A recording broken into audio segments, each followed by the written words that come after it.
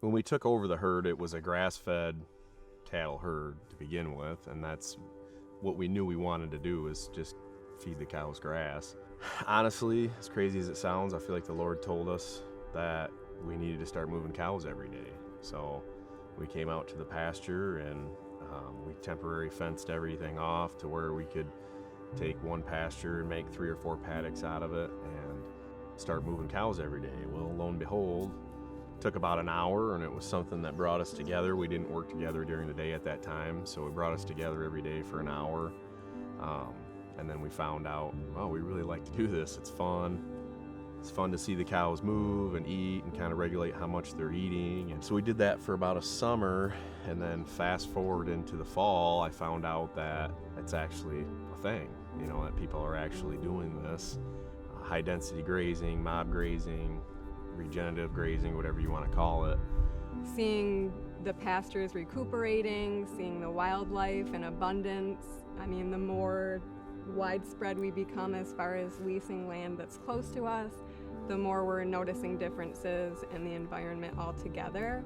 But to be able to allow these cattle to graze as naturally as possible is also really rewarding, and to be able to help our community in the process, I guess you could say. We love to support, people that we know that have their own business.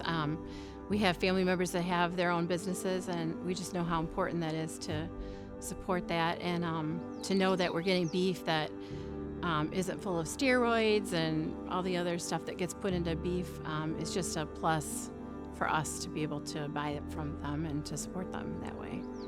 This farm has always been a pleasure to come out to, just because it just seems so natural, everything that's going on. I mean, even when you sit here and look at the windmill that provides water still to, I would say, well over 2/3 of the land they're grazing cattle on, that's just really cool to see. Something that's historical, you just don't see them anymore, rather than just to hear a well pump running, to pump all the water everywhere. And then just their genuine care for the soil and the soil health of all the land that they've got here has been amazing to see. I feel like this is something that I could never do on my own.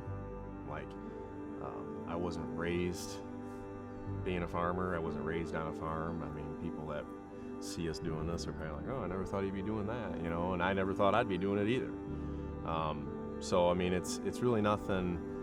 It's something that I have to rely on the Lord for wisdom and insight all the time. And I credit all my success to that. I mean, it's nothing that we have done on our own. And people think we're crazy because we're running a business and we have all these cows and we're constantly moving them all the time. We're doing all this stuff, but it's like it's nothing I could do on my own.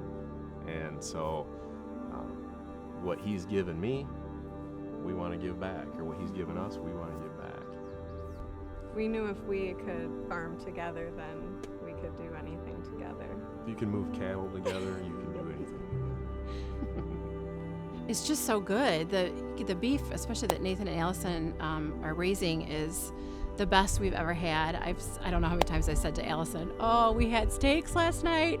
They cut like butter, and they were just so good. And you don't have to add anything to them. You just throw them on the grill and eat them, and you're good. So I think, if you can, we have eggs that we buy from somebody around the corner.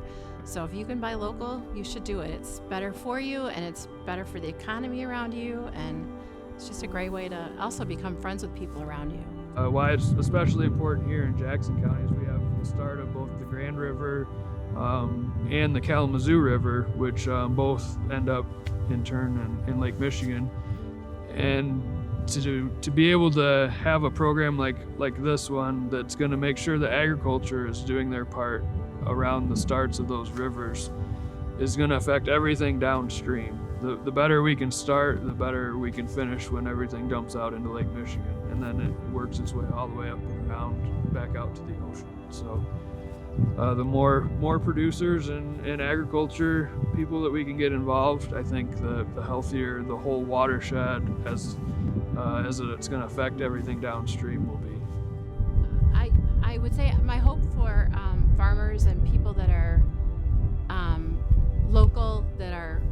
making their way, that I hope that they are supported heavily by the community, and in return, like Nathan and Allison do, that they in turn support the community. You know, it's that symbiotic relationship that, and just the quality of the food that you get from local farmers is amazingly incredible, and it's just something that's worth supporting and worth also building those relationships, because they're so fun. Our lives have been changed forever because of the people that we've met through Nathan and Allison, so you can't beat that.